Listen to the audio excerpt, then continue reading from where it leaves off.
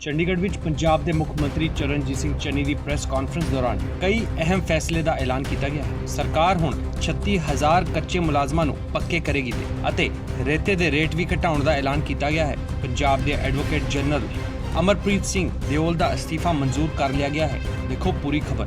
Employees ਨੂੰ ਪੱਕੇ ਕਰਨ ਦਾ ਫੈਸਲਾ ਕੀਤਾ ਹੈ। ਇਹਦੀ ਡਿਟੇਲਸ ਅਸੀਂ ਵਿਧਾਨ ਸਭਾ ਦੇ ਵਿੱਚ ਇੱਕ ਬਿੱਲ ਦੇ ਰਾਹੀਂ ਲਿਆ ਕੇ ਤੁਹਾਨੂੰ ਦੇਵਾਂਗੇ।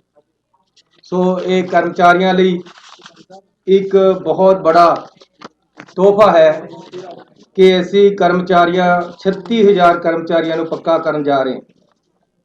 ਇਸ ਦੇ ਨਾਲ ਹੀ ਪੰਜਾਬ ਦੇ ਵਿੱਚ ਜਿਹੜੇ ਡੀਸੀ ਰੇਟ ਹੈ ਉਹ ਘੱਟ ਹੈ, ਜਿਹਦੇ ਨਾਲ ਤਨਖਾਹਾਂ ਘੱਟ ਮਿਲ ਰਹੀਆਂ। ਪੰਜਾਬ ਸਰਕਾਰ ਨੇ ਇਕੱਲੇ ਸਰਕਾਰੀ ਕਰਮਚਾਰੀਆਂ ਦੇ ਨਹੀਂ, ਪ੍ਰਾਈਵੇਟ ਦੇ ਵੀ ਮਿਨੀਮਮ ਵੇਜ ਹੈ ਜਿਹੜੇ ਉਹ ਵਧਾਉਣ ਦਾ ਫੈਸਲਾ ਕੀਤਾ ਹੈ ਤੇ 415 ਰੁਪਏ 99 ਪੈਸੇ ਪੰਜਾਬ ਸਰਕਾਰ ਜਿਹੜਾ ਰੇਟ ਹੈ 1 ਮਾਰਚ 2020 ਤੋਂ ਪਿੱਛੇ ਤੋਂ ਵਧਾਉਣ ਜਾ ਰਹੀ ਹੈ।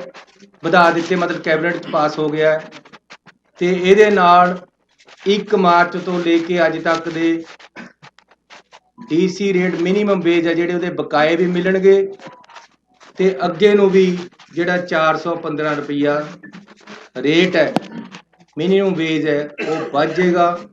ਇਹਦੇ ਨਾਲ ਆਊਟਸੋਰਸ ਖਾਸ ਤੌਰ ਤੇ ਜਿਹੜੇ ਜਿੰਨੇ ਮੁਲਾਜ਼ਮ ਹੈ ਜਾਂ ਫੈਕਟਰੀਆਂ ਦੇ ਵਿੱਚ ਜਿੰਨੇ ਮੁਲਾਜ਼ਮ ਲੱਗੇ ਹੋਏ ਆ, ਕੰਮ ਕਰਦੇ ਆ, ਪ੍ਰਾਈਵੇਟ ਕੰਮ ਕਰਦੇ ਆ, ਉਹਨਾਂ ਨੂੰ ਫਾਇਦਾ ਹੋਏਗਾ। ਜਿਹੜੀ ਸਾਡੀ ਸੋਚ ਸੀ ਕਿ ਬਹੁਤ ਘੱਟ ਤਨਖਾਹ ਮਿਲਦੀ ਹੈ ਉਸ ਨੂੰ ਅਸੀਂ ਆਪਣੀ ਨੂੰ ਅੱਗੇ ਵਧਾ ਕੇ ਤਨਖਾਹ ਵਧਾਈ ਹੈ।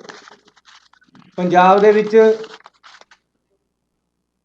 ਹਮੇਸ਼ਾ ਇਹ ਗੱਲ ਰਹੀ ਹੈ ਕਿ ਰੇਤ ਮਾਫੀਏ ਦਾ ਰਾਜ ਹੈ। ਤੁਸੀਂ ਕਿਸੇ ਦਰਿਆ ਤੇ ਚਲੇ ਜਾਓ, ਪਹਿਲਾਂ ਜਿਹੜਾ ਰੇਤਾ 16 ਰੁਪਏ ਤੋਂ ਲੈ ਕੇ 22 ਰੁਪਏ ਤੱਕ ਨਦੀ ਜਾਂ ਦਰਿਆਵਾਂ ਦੇ ਵਿੱਚ ਵਿਕਦਾ ਸੀ, ਹਾਲਾਂਕਿ ਰੇਟ 9 ਰੁਪਏ ਸੀ। ਅੱਜ ਸਰਕਾਰੀ ਰੇਟ 9 ਰੁਪਏ ਹੈ। ਐਸੀ ਆਪਣੀ ਸਰਕਾਰ ਆਉਣ ਤੋਂ ਬਾਅਦ ਬਿਲਕੁਲ ਸਿੱਧਾ ਕਰਤਾ ਕੰਮ। ਤੁਸੀਂ ਕਿਸੇ ਦਰਿਆ ਦੇ ਚਲੇ ਜਾਓ, ਅੱਜ 9 ਰੁਪਏ ਰੇਟਾ ਮਿਲ ਰਿਹਾ, ਲੇਕਿਨ ਇਹ ਵੀ ਮਹਿੰਗਾ ਹੈ। ਇਸ ਕਰਕੇ ਅੱਜ ਅਸੀਂ ਫੈਸਲਾ ਕੀਤਾ ਹੈ ਕਿ ਹਰ ਦਰਿਆ ਜਾਂ ਖੱਡ ਤੇ ਰੇਤੇ ਦਾ ਰੇਟ 5 ਰੁਪਏ 50 ਪੈਸੇ ਹੋਏਗਾ। ਇਹਦੇ ਵਿੱਚ ਇਹ ਵੀ ਸਰਕਾਰ ਦੇ ਸਾਰੇ ਪੈਸੇ ਨਹੀਂ ਹੈ ਜਾਂ ਠੇਕੇਦਾਰ ਦੇ ਨਹੀਂ ਹੈ। ਇਹਦੇ ਵਿੱਚ ਜ਼ਿਮੀਂਦਾਰ ਜਿਹਦੀ ਜ਼ਮੀਨ ਦਰਿਆ, ਕਿਉਂਕਿ ਦਰਿਆ ਹੈ ਜਿਹੜਾ ਉਹ 90% ਜਾਂ 80% ਜ਼ਿਮੀਂਦਾਰਾਂ ਦਾ ਹੈ, ਉਹਦੀ ਮਾਲਕੀਅਤ ਜ਼ਿਮੀਂਦਾਰਾਂ ਦੀ ਹੈ। ਜਿਹਦੀ ਜ਼ਮੀਨ ਆ ਉਹ ਵੀ ਪੈਸੇ ਭਾਲਦਾ ਹੈ, ਉਹਨੂੰ ਵੀ ਪਹਿਲਾ ਰੇਟ ਮਿਲਦਾ ਹੈ। ਇਹਦੇ ਜ਼ਿਮੀਂਦਾਰ ਦੇ ਪੈਸੇ ਵੀ ਹੋਣਗੇ, ਇਹਦੇ ਵਿੱਚ ਭਰਾਈ ਵੀ ਹੋਏਗੀ। ਜਿਹੜੀ ਭਰਾਈ ਹੈ ਉਹ ਵੀ 5.5 ਰੁਪਏ 'ਚ ਹੋਏਗੀ। ਜਿਹੜਾ ਠੇਕੇਦਾਰ ਹੈ ਉਹ ਰਸਤਾ ਬਣਾ ਕੇ ਦੇਗਾ, ਗੱਡੀ ਕੋਈ ਫਸ ਗਈ ਉਹਨੂੰ ਕੱਢੇਗਾ, ਸਾਰਾ ਕੰਮ ਉਹਦਾ ਹੋਏਗਾ, ਸਿਸਟਮ ਉਹ ਚਲਾਏਗਾ, ਕੰਡਾ ਉਹ ਲਗਾਏਗਾ, ਭਰਤੀ ਉਹ ਕਰੇਗਾ। ਇਹ ਸਾਰਾ ਕੁਝ ਵਿੱਚੇ ਜ਼ਮੀਨ ਦੇ ਪੈਸੇ, ਵਿੱਚੇ ਭਰਾਈ, ਵਿੱਚੇ ਸਿਧਾਈ, ਸਾਰਾ ਕੁਝ 5.5 ਰੁਪਏ 'ਚ, ਜਿਹੜਾ 9 ਰੁਪਏ 'ਚ ਪਹਿਲਾਂ ਮਿਲਦਾ ਸੀ। ਸਰਕਾਰੀ ਰੇਟ 9 ਸੀ ਪਰ 16 ਤੋਂ 22 ਰੁਪਏ ਤੱਕ ਪਹਿਲਾਂ ਵਿਕਦਾ ਰਿਹਾ। ਪਹਿਲਾਂ ਮੈਂ ਐਕਸਪੈਰੀਮੈਂਟ ਕੀਤਾ ਕਿ ਕਿਆ ਜੇ ਮੈਂ ਮੁੱਖ ਮੰਤਰੀ ਬਣ ਗਿਆ, ਸਾਡੀ ਸਰਕਾਰ ਨਵੀਂ ਆ ਗਈ, ਕਾਂਗਰਸ ਦੀ ਸਰਕਾਰ ਆਈ ਦੁਬਾਰੇ ਤੋਂ, ਕਿਆ ਮੈਂ ਇਹ ਕਰ ਸਕਦਾ ਕਿ 9 ਰੁਪਏ ਪਰ ਵਿਕੇ। ਇਹ ਮੈਂ ਟੈਸਟ ਕੀਤਾ।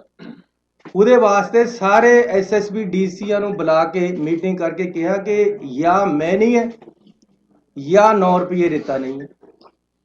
ਅੱਜ ਕੋਈ ਪੰਜਾਬ ਦਾ ਬੰਦਾ ਹੱਥ ਖੜਾ ਕਰਕੇ ਕਹਦੇ ਕਿ ਦਰਿਆ ਤੇ 9 ਰੁਪਏ ਨਹੀਂ ਵਿਕਦਾ ਤਾਂ ਮੈਂ ਜ਼ਿੰਮੇਵਾਰ, ਲੇਕਿਨ ਕੱਲ ਤੋਂ 5.5 ਰੁਪਏ ਵਿਕੇਗਾ।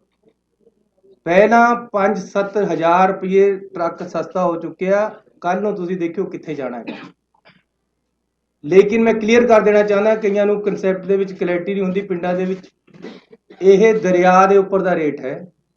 ਉਸ ਤੋਂ ਬਾਅਦ ਟਰਾਂਸਪੋਰਟ ਹੈ ਜਿਹੜੀ, ਉਹਨਾਂ ਨਾਲ ਵੀ ਅਸੀਂ ਗੱਲ ਕਰ ਰਹੇ ਕਿ ਮਿਨੀਮਮ ਟਰਾਂਸਪੋਰਟ ਲੱਗੇ ਤਾਂ ਕਿ ਜਿਹਨੇ ਘਰ ਬਣਾਉਣਾ ਹੈ ਉਹਨੂੰ ਰੇਤਾ ਘੱਟ ਤੇ ਘੱਟ ਰੇਟ ਤੇ ਮਿਲੇ। ਲੇਕਿਨ ਇਹ ਕਿਉਂਕਿ ਠੇਕਾ 31 ਮਾਰਚ ਤੱਕ ਦਿੱਤਾ ਹੋਇਆ ਪਹਿਲਾਂ ਤੋਂ, ਇਹ ਪਾਲਿਸੀ ਸਾਨੂੰ ਬਹੁਤ ਹੀ ਪਸੰਦ ਨਹੀਂ ਆ ਰਹੀ, ਪਰ ਸਾਨੂੰ ਕੋਰਟਾਂ ਕਚਹਿਰੀਆਂ ਤੋਂ ਬਚਣ ਲਈ ਫਿਲਹਾਲ ਅਸੀਂ ਇਹਨੂੰ ਬਹੁਤ ਘੱਟ ਕਰਤੇ ਲਿਆਏ ਹਾਂ। ਅਲਟੀਮੇਟਲੀ ਅਸੀਂ ਆਪਣਾ ਜਦ ਅਗਲਾ ਵਿਜ਼ਨ ਦੇਵਾਂਗੇ ਉਹਦੇ 'ਚ ਅਸੀਂ ਦੱਸਾਂਗੇ ਅਸੀਂ ਕਿਸ ਤਰ੍ਹਾਂ ਉਹਦੇ ਸਾਡੀ ਪਾਰਟੀ ਡਿਸਾਈਡ ਕਰੇਗੀ ਕਿਸ ਤਰ੍ਹਾਂ ਅਸੀਂ ਅੱਗੇ ਨੂੰ ਰੇਤਾ ਵੇਚਣਾ ਤੇ ਕਿਸ ਤਰ੍ਹਾਂ ਕਰਨਾ ਹੈ। ਲੇਕਿਨ ਅੱਜ ਬਹੁਤ ਸਸਤਾ ਰੇਟ ਹੈ ਸੀ ਜਿਹਦੇ 'ਚ ਭਰਾਈ ਵੀ ਹੈ, ਜਿਹਦੇ ਜ਼ਿਮੀਦਾਰ ਦੇ ਪੈਸੇ ਵੀ ਹੈ, ਜਿਹਦੇ ਸਧਾਈ ਵੀ ਹੈ, ਦਰਿਆ 'ਚੋਂ ਬਾਹਰ ਵੀ ਕੱਢਣਾ ਹੈ। ਉਹ ਅਸੀਂ ਰੇਟ 5.5 ਰੁਪਏ ਕਰਤਾ ਹੈ, ਜਿਹੜਾ ਕਿ 4 ਗੁਣਾ ਘੱਟ ਹੋਇਆ ਹੈ। ਸਾਡੀ ਉਹ ਪਿਛਲੀ ਸਰਕਾਰ ਤੇ ਪਿਛਲੀ ਬਾਦਲਾਂ ਦੀ ਸਰਕਾਰਾਂ ਨਾਲੋਂ ਤਾਂ ਸ਼ਾਇਦ ਇਹ 6 ਗੁਣਾ ਘੱਟ ਹੋ ਗਏ। ਸੋ ਇੱਕ ਵੱਡੀ ਰਾਹ ਦਿੱਤੀ ਨਾਲ। ਅੱਗੇ ਕਿਆ ਹੈ ਕਿ ਜ਼ਿਮੀਦਾਰ ਆਪਣੇ ਖੇਤ 'ਚੋਂ ਟਰਾਲੀ ਵੀ ਪਟਾਉਂਦਾ ਹੈ ਇੱਕ ਮਿੱਟੀ ਦੀ, ਜਾ ਕੇ ਜੀਪਾਂ ਲੈ ਕੇ ਖੜ ਜਾਂਦੇ ਕਿ ਜੀ ਲਿਆਓ ਰਿਓਲਟੀ। ਕਿਸੇ ਨੇ ਭਰਤ ਪਾਉਣਾ ਹੈ ਉਸ ਨੂੰ ਤੰਗ ਕਰਦੇ ਹੈ। ਐਸੀ ਇਹ ਕਰਤਾ ਹੈ ਕਿ ਮਿੱਟੀ ਕੋਈ ਜ਼ਿਮੀਦਾਰ ਆਪਣੇ ਖੇਤ 'ਚੋਂ ਪਟਾਉਂਦਾ ਹੈ। ਦੇਖੋ ਮੈਂ ਪਿੰਡਾਂ ਦੇ ਵਿੱਚ ਜਾਂਦਾ ਰਹਿੰਦਾ ਹੈ, ਪਿੰਡਾਂ 'ਚ ਕਿਹਾ ਕਿਸੇ ਨੇ ਵਿਆਹ ਕਰਨਾ ਹੈ ਤਾਂ ਤੰਗੀ ਹੁੰਦੀ ਹੈ, ਅਗਲਾ 2 ਫੁੱਟ ਮਿੱਟੀ 'ਚ ਕਰ ਦਿੰਦਾ ਹੈ, ਸਾਡੀ ਰਾਇਲਟੀ ਵਾਲੇ ਦੇ ਪੈਸੇ ਲੈ ਲੈਂਦੇ ਜਾ ਕੇ। ਹੁਣ ਅਸੀਂ ਬਿਲਕੁਲ ਕਲੀਅਰ ਕਰਤਾ ਹੈ ਕਿ ਕੋਈ ਜ਼ਿਮੀਦਾਰ ਆਪਣੀ 3 ਫੁੱਟ ਤੱਕ ਮਿੱਟੀ ਚੁਕਾਵੇ, ਕੋਈ ਪੈਸਾ ਨਹੀਂ ਲੈਣਾ ਕਿਸੇ ਨੇ, ਨਾ ਹੀ ਜਾਣਾ ਹੈ, ਨਾ ਕੋਈ ਮਨਜ਼ੂਰੀ ਦੀ ਲੋੜ ਹੈ। ਤੇ ਨਾਲ ਦੀ ਨਾਲ ਇੱਟਾਂ ਬੜੀਆਂ ਮਹਿੰਗੀਆਂ ਹੋ ਰਹੀਆਂ, ਉਹਦਾ ਇੱਕ ਬੜਾ ਕਾਰਨ ਇਹ ਹੈ ਕਿ ਉਹ ਮਾਈਨਿੰਗ ਪਾਲਿਸੀ ਲੱਗ ਜਾਂਦੀ ਉਹਦੇ ਤੇ। ਜਦੋਂ ਭੱਠੇ ਵਾਲਾ ਮਿੱਟੀ ਚੱਕਦਾ ਹੈ, ਜ਼ਿਮੀਦਾਰ ਤੋਂ ਭੱਠੇ ਵਾਲਾ ਮਿੱਟੀ ਲੈਂਦਾ, ਜ਼ਿਮੀਦਾਰ ਨੂੰ 4 ਪੈਸੇ ਆ ਜਾਂਦੇ 1 ਫੁੱਟ ਦੇ, ਲੇਕਿਨ ਅੱਧੇ ਪੈਸੇ ਮਾਈਨਿੰਗ ਵਾਲੇ ਲੈ ਜਾਂਦੇ। ਅੱਜ ਅਸੀਂ ਇਹ ਫੈਸਲਾ ਕਰ ਲਿਆ ਕਿ ਭੱਠਿਆਂ ਨੂੰ ਮਾਈਨਿੰਗ ਪਾਲਿਸੀ ਤੋਂ ਬਾਹਰ ਕਰ ਦੇਣਾ, ਜਿਹਦੇ ਨਾਲ ਭੱਠਾ ਵਾਲਾ ਜ਼ਿਮੀਦਾਰ ਨਾਲ ਸਿੱਧਾ ਕੰਟਰੈਕਟ ਕਰਕੇ ਉਦੋਂ ਮਿੱਟੀ ਲੈ ਲਵੇ, ਵਿੱਚ ਠੇਕੇਦਾਰੀ ਸਿਸਟਮ ਜਾਂ ਮਾਫੀਆ ਜਾਂ ਮਾਈਨਿੰਗ ਕੁਛ ਨਹੀਂ, ਫ੍ਰੀ ਹੋ ਗਿਆ ਇਹ ਕੰਮ ਪੰਜਾਬ 'ਚ ਅੱਜ ਤੋਂ ਬਾਅਦ। ਵੈਸੇ ਤਾਂ ਅਸੀਂ ਕਾਫੀ ਦਿਨਾਂ ਤੋਂ ਕਰ ਚੁੱਕੇ ਹਾਂ, ਲੇਕਿਨ ਅੱਜ ਤੋਂ ਬਾਅਦ ਤਾਂ ਜੇ ਕੋਈ ਮਿੱਟੀ ਵਾਲਾ ਭਰਤ ਪਾਉਣ ਜ਼ਿਮੀਦਾਰ ਮਿੱਟੀ ਚੁਕਾਉਂਦਾ ਕੋਈ ਤੰਗ ਕਰੇਗਾ ਤਾਂ ਮੈਂ ਜ਼ਿੰਮੇਵਾਰ ਹਾਂ, ਮੇਰਾ ਗਲਾ ਕੱਟਿਓ। ਜੇ 5.5 ਰੁਪਏ ਤੋਂ 1 ਪੈਸਾ ਵੀ ਰੇਤਾ ਵੱਧ ਵਿਕੇ ਤਾਂ ਮੈਂ ਜ਼ਿੰਮੇਵਾਰ ਹਾਂ। ਪਹਿਲਾਂ ਮੈਨੂੰ ਬਹੁਤ ਬੰਦੇ ਕਹਿੰਦੇ ਸੀ ਇਹ 9 ਰੁਪਏ ਵੀ ਨਹੀਂ ਤੁਸੀਂ ਕਰ ਸਕਦੇ, ਜੇ ਤਾਂ ਬਹੁਤ ਬੰਦੇ ਇਨਵੋਲਵ ਹੈ ਇਹਦੇ 'ਚ, ਪੁਲਿਸ ਇਨਵੋਲਵ ਹੈ ਇਹਦੇ 'ਚ, ਫਲਾਣਾ ਇਨਵੋਲਵ ਹੈ ਇਹਦੇ 'ਚ, ਢਿਮਕਾ 9 ਰੁਪਏ ਵਿਕ ਰਿਹਾ।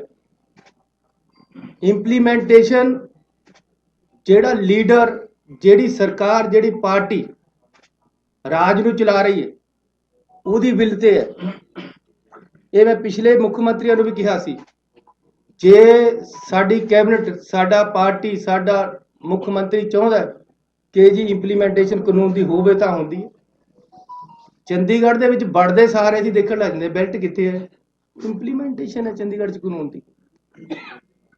ਪੰਜਾਬ ਦੇ ਵਿੱਚ ਜੇ ਰੇਤਾ ਵੱਧ ਵਿਕਦਾ ਹੈ ਤਾਂ ਇੰਪਲੀਮੈਂਟੇਸ਼ਨ ਨਹੀਂ ਸੀ, ਵੰਡ ਕੇ ਖਾ ਰਹੇ ਸੀ ਉੱਪਰਲਾ ਪੈਸਾ। ਐਸੀ ਬਿਲਕੁਲ ਸਿੱਧਾ ਕਰਤਾ ਕੰਮ। ਕਿਸੇ ਦਰਿਆ ਪਰ ਚਲੇ ਜਾਓ, ਹੁਣ ਜੇ ਕਿਤੇ ਟਰਾਲੀਆਂ ਭਰ ਹੋ ਰਹੀਆਂ, ਕਿਤੇ ਮਿੱਟੀ ਚੱਕ ਹੋ ਰਹੀ ਹੈ ਤਾਂ ਉਹ ਮਾਫੀਆ ਨਹੀਂ ਹੈ, 5.5 ਰੁਪਏ 'ਚ ਵਿਕੇਗਾ ਔਰ ਸਹੀ ਰੇਟ ਦੇ ਵਿੱਚ ਵਿਕੇਗਾ। ਅਸੀਂ ਇਹ ਕਰਾਂਗੇ ਕਿ ਜਿੱਥੇ ਪਾਣੀ ਨਹੀਂ ਆਉਂਦਾ ਉੱਥੇ ਰੇਤਾ ਨਹੀਂ ਚੱਕਣਾ, ਕਿਉਂਕਿ ਉੱਥੇ ਫਿਰ ਖਦਾਨੇ ਬਣਨੇ, ਪਾਣੀ ਨੇ ਉਹਨੂੰ ਰੀਚਾਰਜ ਤਾਂ ਕਰਨਾ ਨਹੀਂ ਰੇਤੇ ਨੂੰ। ਇਸ ਕਰਕੇ ਜਿੱਥੇ ਜਿੱਥੇ ਪਾਣੀ ਆਉਂਦਾ ਦਰਿਆਵਾਂ ਦੇ ਆਲਰੇਡੀ ਖੱਡਾਂ ਤੈਅ ਹੈ, ਹੋਰ ਵੀ ਕਰਾਂਗੇ, ਲੇਕਿਨ ਸਸਤਾ ਔਰ ਸਹੀ ਰੇਟ ਤੇ ਰੇਤਾ ਪਿੰਡਾਂ 'ਚ ਮਿਲੇਗਾ। ਮਿੱਟੀ ਦਾ ਕੋਈ ਮਾਫੀਆ ਨਹੀਂ ਹੋਏਗਾ, ਪੱਠੇ ਵਾਲਿਆਂ ਨੂੰ ਕੋਈ ਤੰਗ ਨਹੀਂ ਕਰੇਗਾ। ਇਸ ਤੋਂ ਇਲਾਵਾ ਇੱਕ ਫੈਸਲਾ ਅਸੀਂ ਹੋਰ ਅਹਿਮ ਲਿਆ ਕਿ ਜਿਹੜੇ ਪੰਜਾਬ ਦੇ ਇੰਸਟੀਟਿਊਸ਼ਨਲ ਟੈਕਸ ਪੰਜਾਬ ਤੇ ਲੱਗਿਆ ਹੋਇਆ ਸੀ, Punjab institutional and other buildings tax 2011 ਤੋਂ ਸੀ। ਉਸ ਦਿਨ ਮੈਨੂੰ, ਜਿਸ ਦਿਨ ਅਸੀਂ ਗਏ ਲੁਧਿਆਣੇ, ਉਸ ਦਿਨ ਅਸੀਂ ਅਨਾਉਂਸ ਕੀਤਾ ਸੀ, ਅੱਜ ਕੈਬਨਿਟ ਨੇ ਪਾਸ ਕਰ ਦਿੱਤਾ। 2012 ਤੋਂ ਜਿੰਨਾ ਟੈਕਸ ਬਣਦਾ ਸੀ ਅਸੀਂ ਉਹ ਮਾਫ ਕਰ ਦਿੱਤਾ। ਅੱਗੇ ਨੂੰ ਵੀ ਇਹ ਟੈਕਸ ਹੈ ਜਿਹੜਾ ਪੰਜਾਬ ਤੇ ਨਹੀਂ ਲੱਗੇਗਾ। ਇਸ ਤੋਂ ਇਲਾਵਾ ਅਸੀਂ ਵਨ ਟਾਈਮ ਸੈਟਲਮੈਂਟ, ਜਿਹੜੀ ਕੰਪਾਊਂਡੇਬਲ ਬਿਲਡਿੰਗਸ ਹੈਗੀਆਂ, ਜਿਹੜੀਆਂ ਸ਼ਹਿਰਾਂ ਦੇ ਵਿੱਚ ਇਹ ਵੱਡੀ ਰਾਹਤ ਦੇ ਰਹੇ ਹੈ ਕਿ ਜਿਹੜੀਆਂ ਬਿਲਡਿੰਗਾਂ ਬਣ ਗਈਆਂ ਉਹਦੇ ਪਰ ਕਿਸੇ ਨੇ ਚਵਾਰਾ ਪਾ ਲਿਆ, ਕਿਸੇ ਨੇ ਹਾਈਟ ਜ਼ਿਆਦਾ ਵਧਾ ਲਈ ਜਾਂ ਕਿਸੇ ਨੇ ਬਾਹਰ ਨੂੰ ਥੋੜਾ ਬਹੁਤਾ ਕੱਢ ਲਿਆ, ਜਿਹੜਾ ਕੁਝ ਕੰਪਾਊਂਡੇਬਲ ਹੈ ਉਹਨਾਂ ਨੂੰ ਅਸੀਂ ਰੇਟ ਵੀ ਘਟਾ ਦਿੱਤੇ ਆ 25%। ਉਹਨਾਂ ਨੂੰ ਦੁਬਾਰੇ ਲੀਗਲਾਈਜ਼ ਕਰਨ ਦਾ ਇੱਕ ਵਨ ਟਾਈਮ ਪਾਲਿਸੀ ਲੈ ਕੇ ਆਏ ਹੈ। ਜਿਹੜੀ ਕਿ ਕੱਲ ਤੋਂ ਚਾਲੂ ਹੋ ਜਾਏਗੀ। ਇਸ ਦੇ ਨਾਲ ਇਹ ਸਾਡੇ ਅੱਜ ਦੇ ਐਲਾਨ ਹੈ ਜਿਹੜੇ ਕਿ ਅਸੀਂ ਵੱਡੀ ਰਾਹਤ ਪੰਜਾਬ ਦੇ ਲੋਕਾਂ ਨੂੰ ਦਿੱਤੀ ਹੈ। ਸਾਡੇ ਐਡਵੋਕੇਟ ਜਨਰਲ ਸਾਹਿਬ ਨੇ, ਤੁਹਾਨੂੰ ਤੁਸੀਂ ਜਾਣਦੇ ਹੋ, ਕਾਫੀ ਦਿਨਾਂ ਤੋਂ ਅਸਤੀਫਾ ਦਿੱਤਾ ਹੋਇਆ ਸੀ। ਅੱਜ ਕੈਬਨਿਟ ਨੇ ਉਹਨੂੰ ਮਨਜ਼ੂਰ ਕਰ ਲਿਆ। ਗਵਰਨਰ ਸਾਹਿਬ ਕੋਲ ਭੇਜਾਂਗੇ, ਜਦੋਂ ਅੱਜ ਹੀ ਸ਼ਾਇਦ ਪਾਸ ਹੋ ਜਾਏਗਾ, ਕੱਲ੍ਹ ਨੂੰ ਅਸੀਂ ਨਵਾਂ ਐਡਵੋਕੇਟ ਜਨਰਲ ਲਗਾਵਾਂਗੇ। ਇਸ ਤੋਂ ਇਲਾਵਾ ਡੀਜੀਪੀ ਦੀ ਜਿਹੜੀ ਪੋਸਟਿੰਗ ਹੈ, ਜਿੰਨੇ 30 ਸਾਲ ਤੋਂ ਉੱਪਰ ਦੇ, ਇਹ ਕਾਨੂੰਨ ਹੈ, ਜਿਨ੍ਹਾਂ ਦੀ 30 ਸਾਲ ਨੌਕਰੀ ਹੋ ਗਈ ਹੈ, ਉਹਨਾਂ ਦਾ ਅਸੀਂ ਆਲਰੇਡੀ ਭੇਜ ਚੁੱਕੇ ਸਾਰਿਆਂ ਦੇ ਨਾਮ, ਸਾਤੋਂ ਸਾਰਿਆਂ ਦੇ ਨਾਮ ਮੰਗੇ ਗਏ ਹੈ। ਉਹਨਾਂ ਵਿੱਚੋਂ ਇੱਕ ਪੈਨਲ ਬਣਾ ਕੇ ਕੇਂਦਰ ਸਰਕਾਰ ਭੇਜੇਗੀ। ਉਹ ਪੈਨਲ ਵਿੱਚੋਂ ਅਸੀਂ ਡੀਜੀਪੀ ਨਵਾਂ ਲਗਾਵਾਂਗੇ। ਜਿਹੜਾ ਪੈਨਲ ਆਏਗਾ, ਇਹ ਪਹਿਲਾਂ ਤੋਂ ਇੱਕ ਪ੍ਰਿੰਸੀਪਲੀ ਕਲੀਅਰ ਹੋਇਆ। ਸੋ ਮੈਂ ਤੁਹਾਡਾ ਧੰਨਵਾਦੀ ਹਾਂ ਕਿ ਤੁਸੀਂ ਅੱਜ ਇੱਥੇ ਆਏ ਹੋ। ਪੰਜਾਬ ਦੇ ਵੱਡੇ ਐਲਾਨ ਹੋਏ ਹੈ। ਪਰਸੋਂ ਨੂੰ ਸਾਡਾ ਵਿਧਾਨ ਸਭਾ ਦਾ ਸੈਸ਼ਨ ਹੈ, ਉਹਦੇ ਵਿੱਚ ਅਸੀਂ ਬਿਜਲੀ ਸਮਝੌਤਿਆਂ ਬਾਰੇ ਬਿੱਲ ਲੈ ਕੇ ਆਵਾਂਗੇ। ਕਿਸਾਨਾਂ ਬਾਰੇ ਜਿਹੜੇ ਕਾਲੇ ਕਾਨੂੰਨ ਬਣੇ ਹੈ, ਉਹਦੇ ਬਾਰੇ ਵਿੱਚ ਰੈਜੂਲੇਸ਼ਨ ਤੇ ਕੁਝ ਬਿੱਲ ਆਉਣਗੇ।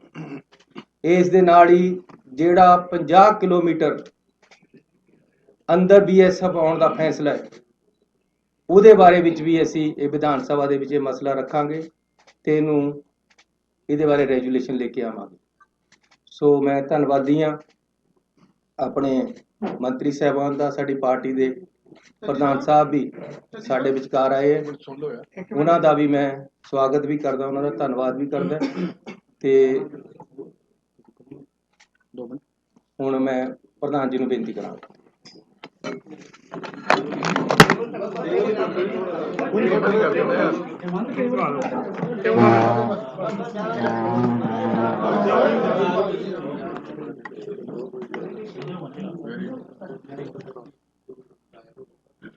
प्यारे दोस्तों, मुख्यमंत्री साहब, मेरे बहुत रिस्पैक्टेड कलीग्स, मैं बधाई देना सीएम साहब ਨੂੰ कि मेरी मन ਦੀ बहुत ਵੱਡੀ ਤਾਂਘ ਸੀ कि रेते ਦੇ ਰੇਟ ਫਿਕਸ ਹੋਣ। मैं पहले दिन तो कहना, जिस दिन रेते ਦੇ ਰੇਟ ਫਿਕਸ ਹੋਣਗੇ ਮਾਫੀਆ ਉਸੇ ਦਿਨ ਮਰ ਜਾਏਗਾ। अगर तुसी शराब भी बेचते हो, बोतल के उत्ते रेट हुंदा। रेट जदों फिक्स नहीं हुंदा, सप्लाई तो 170 साल की पई है पंजाब। सप्लाई रोक दी जाती है और जड़ी ट्राली मैं रिकमेंड करता सीगा 1000 रुपये, क्योंकि ट्राली का रेट फिक्स होना चाहिए। 1200, 1000, 1300, वो 5000 की भी विकी है, वो 10,000 की भी विकी है। और ये स्टेट का रिसोर्स है। जड़ियां अमेनिटीज अज सीएम साहब दे रहे ने, ये बधाई दे पात्र ने, पर इन्हां अमेनिटीज नूं सस्टेन करन दे लई स्टेट दे खजाने च बल चाहिदा। ये तां ही सस्टेन होणगियां, और वो सस्टेन करन दे लई मैं तुहानूं अज दावे नाल कहना कि एजुकेशन दे जिन्ने धरने लग रहे हैं, अगर सरप्लस 2000 करोड़ रुपया 1500 करोड़ भी होवे, एक धरना नहीं लगेगा। जाओ पुछ लो। इस करके ये जिहड़ी फाइनैंशियल स्टेबिलिटी है, इहदे लई चाहे शराब की पॉलिसी होवे, चाहे रेते की पॉलिसी होवे, ये बहुत जरूरी है। और अज सीएम ने पहली पौड़ी चढ़ी, एक ऐसा इतिहास रचिया कि पहली बार अज ये होया कि जी रेते का रेट फिक्स होगा। हालांकि मैं इनू बहुत अगे ले जाना चाहना, स्टॉकयार्ड बनाना चाहना, और एक गल सारी दुनिया समझे, मैं डंके की चोट ते कहना, मेरा बहुत अध्ययन है इहदे उत्ते, क्योंकि मैं जानदा कि पंजाब की सर्वाइवल इहदे नाल जुड़ी हुई है। वो की है कि there is nothing called the sand mafia, it is the transport mafia. रेता बुक्कड़ च नहीं कोई ले जा सकता, रेता ट्रक्कां च जांदा है, और अगर स्टॉक यार्ड चों सरकारी ट्रकों दे विच जाएगा तो वह सरकारी ट्रक का रंग होएगा। यह नहीं है भी छोटी जी सड़क के उत्ते जिहड़ा मर्जी टिप्पर दड़ाता, ਤੇ ਫਿਰ ਉਹਦੀ ਚੈਕਿੰਗ ਹੋ ਸਕਦੀ ਹੈ। ਰੇਟ, ਵੇਟ ਤੇ ਡੇਟ 2015 ਦੇ ਵਿੱਚ ਨੋਟੀਫਿਕੇਸ਼ਨ ਹੋਈ ਅਕਾਲੀ ਸਰਕਾਰ 'ਚ ਕਿ ਜਿਹੜੇ ਟਰੱਕ ਤੇ ਡੇਟ, ਰੇਟ ਔਰ ਵੇਟ ਨਹੀਂ ਹੈ ਉਹਨੂੰ ਇੰਪਾਊਂਡ ਕੀਤਾ ਜਾਏ। 7 ਸਾਲਾਂ 'ਚ ਦੱਸੋ ਕਿੰਨੇ ਟਰੱਕ ਇੰਪਾਊਂਡ ਹੋਏ ਆ? ਦੱਸੋ, ਇੱਕ ਹੋਇਆ ਹੋਵੇ ਤਾਂ ਦੱਸੇ। ਬਾਹਰੋਂ ਟਰੱਕ ਆਉਂਦਾ, ਪਠਾਨਕੋਟ ਤੋਂ ਟਰੱਕ ਆਉਂਦਾ, ਗੁੰਡਾ ਟੈਕਸ ਲਿੱਤਾ ਜਾਂਦਾ ਉਹਨਾਂ ਤੋਂ 5000, ਕਿਸੇ ਤੋਂ 7000, ਅਗਲਾ 25000 26000 ਦਾ ਟਰੱਕ ਲੈ ਕੇ ਆਉਂਦਾ ਬਾਹਰੋਂ ਤੇ ਇੱਥੇ 15000 ਦਾ ਵੇਚਦਾ ਹੈ। ਠੀਕ ਹੈ, ਉਹ ਫਿਰ ਪ੍ਰੋਫਿਟ ਚਾਹੁੰਦਾ ਤੇ ਕਿਉਂ ਨਾ ਉਹ 7000 GST ਦੇ ਰੂਪ ਦੇ ਵਿੱਚ ਅਸੀਂ ਐਕਸੈਪਟ ਕਰੀਏ ਬਈ, ਤੇ 300 ਕਰੋੜ ਰੁਪਇਆ ਸਾਲ ਕਿਉਂ ਨਾ ਲਵਾਈਏ। ਇਸੇ ਤਰ੍ਹਾਂ ਜਿਸ ਤਰ੍ਹਾਂ ਮੈਂ ਰੇਤੇ ਦੀ ਗੱਲ ਕਰ ਰਿਹਾ, ਜਿੱਦਣ ਰੇਤੇ ਦੇ ਰੇਟ ਫਿਕਸ ਹੋ ਗਏ 170 ਸਾਲ ਦਾ, ਤੁਹਾਨੂੰ ਮੈਂ ਉਦਾਹਰਣ ਦੇ ਰਿਹਾ, ਚੈੱਕ ਕਰੋ। ਅਕਾਲੀ ਸਰਕਾਰ ਨੇ ਇੱਕ ਸਾਲ ਦੇ ਵਿੱਚ ਲਗਾਤਾਰ 10 ਸਾਲ ਚੋਰੀ ਦੀ ਇੰਤਹਾ ਦੇਖੋ, ਲਗਾਤਾਰ 10 ਸਾਲ, ਹਰ ਸਾਲ ਐਵਰੀ ਈਅਰ 40 ਕਰੋੜ ਰੁਪਈਆ ਜਮ੍ਹਾਂ ਕਰਾਇਆ ਇੱਕ ਸਾਲ ਦਾ, ਤੇ ਤੇਲੰਗਾਨਾ ਇੱਕ ਹਫ਼ਤੇ 'ਚ 47 ਕਰੋੜ ਰੁਪਈਆ ਕਮਾਉਂਦਾ ਇੱਕ ਦਰਿਆ ਤੋਂ। ਲਓ ਜਿੱਥੇ ਮਰਜ਼ੀ ਬਹਾ। ਇਹ ਕੀ ਹੈ? ਇਹ ਚੋਰੀ ਨਹੀਂ ਹੈ, ਇਹ ਚੋਰੀ ਤੋਂ ਬਹੁਤ ਅੱਗੇ ਵਾਲੀ ਚੀਜ਼ ਹੈ। 2400 ਕਰੋੜ ਰੁਪਈਆ ਤੇਲੰਗਾਨਾ ਨੇ 2014 ਚੋਂ ਉਹ ਅੱਡ ਹੁੰਦੇ ਨੇ ਆਂਧਰਾ ਪ੍ਰਦੇਸ਼ ਤੋਂ, ਤੇ ਪਹਿਲੇ 3.5 ਸਾਲਾਂ ਦੇ ਵਿੱਚ 2400 ਕਰੋੜ ਰੁਪਈਆ ਕਮਾਉਂਦੇ ਨੇ, ਤੇ ਅਕਾਲੀ ਸਰਕਾਰ 10 ਸਾਲਾਂ ਦੇ ਵਿੱਚ 400 ਕਰੋੜ ਰੁਪਈਆ ਜਮ੍ਹਾਂ ਕਰਾਉਂਦੀ ਹੈ। 4 ਦਰਿਆ, 1300 ਕਿਲੋਮੀਟਰ ਦਰਿਆ ਤੇ 40 ਕਰੋੜ ਰੁਪਈਆ ਸਾਲ, ਤੇ ਤੇਲੰਗਾਨਾ 300 ਕਿਲੋਮੀਟਰ ਦਰਿਆ ਤੇ 47 ਕਰੋੜ ਰੁਪਈਆ ਹਫ਼ਤੇ ਦਾ। ਕੋਈ ਮੇਲ ਹੈ? ਇਹ ਸਟੇਟ ਦੇ ਰਿਸੋਰਸਿਸ ਨੇ ਸਾਹਿਬ, ਇਹ ਸਟੇਟ ਦੇ ਰਿਸੋਰਸਿਸ ਨੇ। ਇਹ ਜਦ ਤੱਕ ਖਜ਼ਾਨੇ 'ਚ ਨਹੀਂ ਆਉਣਗੇ, ਔਰ ਮੈਂ ਵਿਸ਼ਵਾਸ ਦਿਵਾਉਣਾ ਤੁਹਾਨੂੰ ਕਿ ਇਸੇ ਸਹਿਯੋਗ ਦੇ ਨਾਲ, ਇੱਕ ਪਾਲਿਸੀ ਨਾਲ ਬੈਠ ਕੇ ਆਪਣੇ ਕੋਲੀਗਸ ਦੇ ਸਹਿਯੋਗ ਦੇ ਨਾਲ 500 ਵਾਅਦੇ ਨਹੀਂ ਹੋਣੇ ਐਤਕੀ। ਇੱਕ ਰੋਡ ਮੈਪ ਹੋਏਗਾ, ਛੋਟਾ ਰੋਡ ਮੈਪ ਹੋਏਗਾ, ਔਰ ਵਾਅਦਿਆਂ ਨੂੰ ਕਟੇਲ ਕਰਕੇ ਉਨੇ ਹੀ ਰੱਖਾਂਗੇ ਜਿਹੜੇ ਵਿਸ਼ਵਾਸ ਦੇ ਪਾਤਰ ਹੋਣ। ਨਵਜੋਤ ਸਿੰਘ ਸਿੱਧੂ ਅਗਰ ਸੱਤਾ ਹੰਡਾਉਣੀ ਹੁੰਦੀ, ਕੁਰਸੀਆਂ ਹੀ ਹੰਡਾਉਣੀਆਂ ਹੁੰਦੀਆਂ, ਤੇ ਪੰਜਾਬ ਖਾਤਰ ਨਾ ਲੜਦਾ। ਫਿਰ ਜਿਹੜੀ ਮੇਰੀ ਲੜਾਈ ਹੈ ਉਹ ਕੋਈ ਨਿੱਜੀ ਲੜਾਈ ਨਹੀਂ, ਇਹ ਰੇਤੇ ਦੀ ਲੜਾਈ ਵੀ ਮੇਰੀ ਕੋਈ ਨਿੱਜੀ ਲੜਾਈ ਨਹੀਂ। ਅੱਜ ਮਾਹੌਲ ਬਦਲਿਆ, ਇੱਕ ਬਦਲਾਵ ਦੀ ਪਰਿਸਥਿਤੀ ਹੈ, ਲੇਕਿਨ ਇਹਨੂੰ ਪੱਕੇ ਪੈਰ ਅਗਰ ਸਸਟੇਨ ਕਰਨਾ ਹੈ ਅਸੀਂ 5 ਸਾਲ, ਤੇ ਇਹਨਾਂ ਰਿਸੋਰਸਿਸ ਨੂੰ ਸਾਨੂੰ ਯੂਟਿਲਾਈਜ਼ ਕਰਨਾ ਪਏਗਾ। ਔਰ ਆਉਣ ਵਾਲਾ ਸਮਾਂ ਸਾਡਾ ਚੋਖਾ ਹੀ ਚੋਖਾ। ਇਸ ਗੱਲ ਦੇ ਉੱਤੇ ਮੈਂ ਪਹਿਰਾ ਦਿੰਦਾ ਰਹੂੰਗਾ, ਔਰ ਮੇਰਾ ਪਾਰਟੀ ਵੱਲੋਂ ਇਹ ਜੋ ਇਹਨਾਂ ਨੇ ਕਿਹਾ ਕੱਲ ਕੈਬਨਿਟ ਦੇ ਵਿੱਚ ਅਗਰ ਡਿਸੀਜਨ ਹੁੰਦੇ ਆ, ਮੇਰਾ ਪਾਰਟੀ ਵੱਲੋਂ 110% ਸਹਿਯੋਗ, ਨਾਲੇ ਚੀਫ ਮਿਨਿਸਟਰ ਨੂੰ, ਨਾਲੇ ਸਾਰਿਆਂ ਨੂੰ, ਇਹਦੇ 'ਚ ਕੋਈ ਸ਼ੱਕ ਨਹੀਂ। बहुत बहुत धन्यवाद जी सर। हाँ जी, हाँ बोलो बोलो बोलो बोलो बोलो, जुग जुग जियो मेरे प्यारे, बोलो।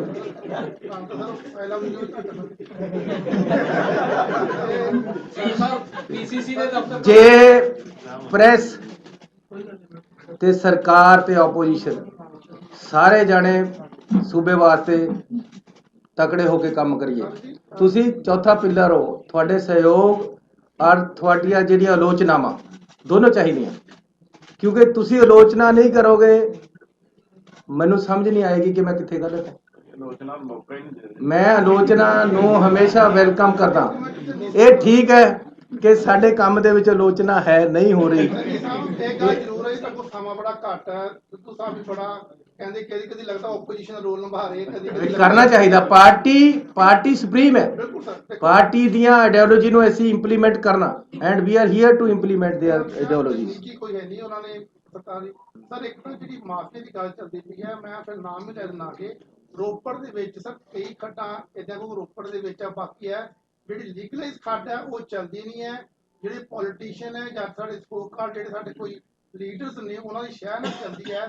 ਜਿਹੜੀ ਲੀਡਰ ਜਿਵੇਂ ਆਮ ਰੋਪੜ ਦੇ ਵਿੱਚ ਇੱਕ ਟੌਪ ਲੀਡਰ ਤੁਹਾਡੇ ਸੱਤਾ ਰੂਪ ਦੇ ਵਿੱਚ ਨਾਮ ਵੱਜਦਾ ਹੈ, ਉਹ ਸਰ ਕਿ ਜਿਹੜੀਆਂ ਲੀਗਲਾਈਜ਼ ਜਿਹੜੀਆਂ ਰੁਕੀਆਂ ਹੋਈਆਂ ਇਲੀਗਲ ਚੱਲਦੀਆਂ ਪਈਆਂ ਨੇ ਉਹ ਉਹਦੇ ਵਾਸਤੇ ਕੋਈ ਮੈਕੈਨਿਜ਼ਮ ਕੋਈ ਸਰ ਤੁਸੀਂ ਮੈਨੂੰ ਦੱਸੋ 9 ਰੁਪਏ ਤੇ ਘੱਟ ਜੇ ਇੱਕ ਵੀ ਇਲੀਗਲ ਚੱਲਣ ਨਹੀਂ ਦਵਾਂਗਾ ਨੰਬਰ 1 ਹੁਣ 5.5 ਤੋਂ 1 ਪੈਸਾ ਵੱਧ ਨਹੀਂ ਵਿਕਣ ਦਵਾਂਗਾ ਜਾਂ ਪੈਸਾ ਸਰਕਾਰ ਨੂੰ ਆਏਗਾ ਜਾਂ ਲੋਕਾਂ ਨੂੰ ਜਾਏਗਾ ਇਹਦੇ ਵਿੱਚ ਕਿਤੇ ਨਹੀਂ ਤੁਸੀਂ ਇਹਨਾਂ ਨੇ ਉਹਨੇ ਟਰਾਲੀ ਦੀ ਗੱਲ ਕਰੀ ਹੈ ਜਿਹੜਾ ਮੈਂ ਅੱਜ ਰੇਟ ਦਿੱਤਾ ਮੇਰੀ ਆਪਣੀ ਸਰਕਾਰ ਨੇ ਸਾਡੀ ਪਾਰਟੀ ਦੀ ਸਰਕਾਰ ਨੇ 5.5 ਰੁਪਏ ਉਹਦੇ ਨਾਲ 800 ਰੁਪਏ ਦੀ ਟਰਾਲੀ ਭਰਦੀ ਅੱਜ ਤੱਕ ਕਦੇ ਸੁਣਿਆ 800 ਰੁਪਏ ਦੀ ਟਰਾਲੀ ਭਰ ਜਾਏਗੀ ਰੇਤੇ ਦੀ ਔਰ ਇਹਦੇ ਵਿੱਚ ਭਰਾਈ ਵੀ ਹੈ ਇਹਦੇ ਵਿੱਚ ਚੁਕਾਈ ਵੀ ਹੈ ਇਹਦੇ ਵਿੱਚ ਠੇਕੇਦਾਰ ਜ਼ਿਮੀਦਾਰ ਦੇ ਪੈਸੇ ਵੀ ਹੈ ਅਗਲਾ ਆਵੇ ਮੈਂ ਕਹਿੰਦਾ ਜੀ ਤੁਸੀਂ ਇਹ ਦਰਿਆ ਦਾ ਰੇਟ ਹੈ ਕੋਈ ਬੰਦਾ ਆਪਣੀ ਟਰਾਲੀ ਲਿਆ ਕੇ ਭਰਾ ਲਵੇ ਕੋਈ ਆਪਣਾ ਟਰੱਕ ਲਿਆ ਕੇ ਭਰਾ ਲਵੇ ਟਰਾਂਸਪੋਰਟ ਜੇ ਜ਼ਿਆਦਾ ਪੈਸੇ ਲੈਂਦਾ ਆਪਣਾ ਟਰੱਕ ਕਰਕੇ ਲਿਆਓ ਅਸੀਂ ਤਾਂ ਤੁਹਾਨੂੰ ਭਰ ਕੇ ਦੇਣਾ ਭਰ ਕੇ ਵੀ ਦੇਵਾਂਗੇ ਜੇ ਅਗਲਾ ਆਪਣੀ ਜੀਸੀਬੀ ਨਾਲ ਭਰਦਾ ਆ ਕੇ ਤਾਂ 1 ਰੁਪਿਆ ਸੈਂਕੜਾ ਭਰਾਈ ਦਾ ਰੇਟ ਹੈ ਉਹ ਘੱਟ ਹੋ ਜਾਏਗਾ ਸੋ ਬਹੁਤ ਹੀ ਲਿਬਰਲ ਔਰ ਲੋਕਾਂ ਦੇ ਪੱਖੀ ਐਸੀ ਪਾਲਿਸੀ ਲੈ ਕੇ ਆਏ ਹੈ ਲੇਕਿਨ ਫਿਰ ਮੈਂ ਕਹਿੰਦਾ ਕਿ ਸਾਡੀ ਪਾਰਟੀ ਦਾ ਵਿਜ਼ਨ ਹੈ ਜਿਹੜਾ ਉਹ ਆਉਣ ਵਾਲੇ ਸਮੇਂ 'ਚ ਅਸੀਂ ਲਾਗੂ ਕਰਾਂਗੇ ਔਰ ਨਵੀਂ ਪਾਲਿਸੀ ਜਿਹੜੀ ਅਸੀਂ ਇੱਕ ਵਿਜ਼ਨ ਦਵਾਂਗੇ ਤੇ ਕੋਈ ਖੱਡ ਐਸੀ ਇਲੀਗਲ ਚੱਲਣ ਨਹੀਂ ਦਵਾਂਗੇ ਠੀਕ ਹੈ ਪਿਛਲੇ ਸਮੇਂ 'ਚ ਜਿਹੜਾ ਕੁਝ ਹੋਇਆ ਤੁਹਾਨੂੰ ਵੀ ਪਤਾ ਹੈ ਕੌਣ ਮਜੀਠੀਆ ਸੀ ਕੌਣ ਸੀ ਕਿੱਥੇ ਕਿੱਥੇ ਕਿਸ ਤਰ੍ਹਾਂ ਚੱਲਦਾ ਰਿਹਾ ਇਹੀ ਇੱਥੇ ਸੁਖਵੀਰ ਸੀਗਾ ਇਹੀ ਕੁਝ ਇੱਥੇ ਹੋਇਆ ਲੇਕਿਨ ਭਰਾਵੋ ਇੱਕ ਗੱਲ ਦੱਸ ਦੇਣਾ ਹੁਣ ਲੋਕਾਂ ਦੀ ਸਰਕਾਰ ਹੈ ਮੈਂ ਲੋਕਾਂ ਨੂੰ ਕਹਿ ਦੇਣਾ ਕਿ ਆਪਣਾ ਮੋਬਾਈਲ ਲੈ ਕੇ ਖੜ ਜਾਓ ਉੱਥੇ ਮੇਰੇ ਨੌਜਵਾਨ ਮੁੰਡੇ ਖੜਨਗੇ ਪੁਲਿਸ ਵਾਲਿਆਂ ਨੂੰ ਕਹਿਤਾ ਜਾਂ ਤੁਸੀਂ ਨਹੀਂ ਜਾਂ ਮੈਂ ਨਹੀਂ